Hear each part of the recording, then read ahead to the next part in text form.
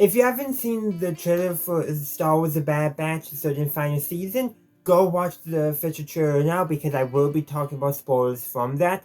Link to that trailer will be down below in the description. Now, how could Asajj Ventress have survived? Because she appeared at the end of the trailer. I discussed a little bit of that in my trailer reaction, which will be linked up in the cards.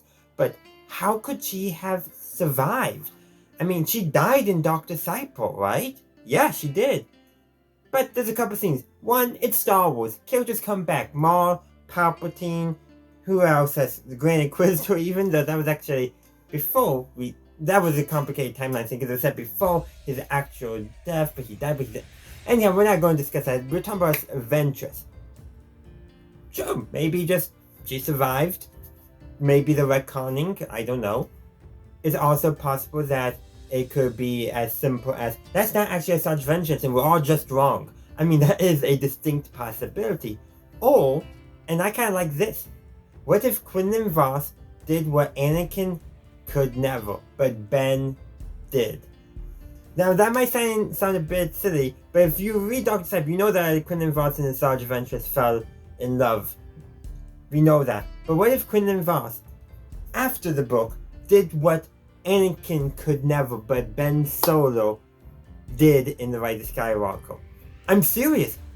No, in The Rise of Skywalker we saw Rey do some force healing, but then we see later on Ben do the biggest force heal of all, bringing Rey back from the brink of death, from basically death, by giving all of his life energy to her, or his life energy in the force to her so she could survive at the expense of his own life. That's a very light side power, giving up your own life to save somebody else's. But so Quinlan Vos did struggle with the dark side in Dr. Saipo, but through Asajj Ventress he actually came back, but also brought Asajj Ventress a little bit to the light side as well. Not quite, but anyhow. But what if he at some point after the story gives up his life essence so that Asajj Ventress could still continue to live? Because that would be a Jedi thing and a light side of the Force thing. That's my theory on how Ventress survived. Now, Quinlan Vos, there's a deleted scene of him, I think, from Revenge of the Sith and showing his death at Order 66.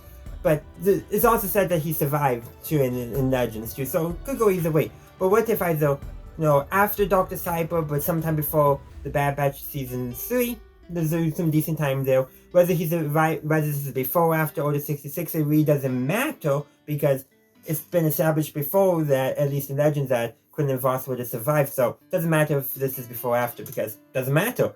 But I do like the idea of he did what Anakin could never, save the one he loved from dying. Now, it means that he had to give up his own life, but he saved what he loved by giving up his own, which connects nicely with what Rose said in The Last Jedi, that we gotta stop fighting what we hate and saving what we love, something along that line. But it's the same thing. Saving what you love is the light side thing rather than fighting what you hate. That's light side, not dark side. So, in some ways, it would make perfect sense for Quinlan Vos to give up his own life energy for Ventress to survive. But that's just a theory, a Star Wars theory. Thanks for watching. Thank you for watching this video. I do hope you enjoyed it. If you did, please be sure to give this video a like, as well as subscribe to my channel and ring that bell to stay up to date on my latest content. Also, be sure to check out the link tree in the description, as well as any other links I have down there.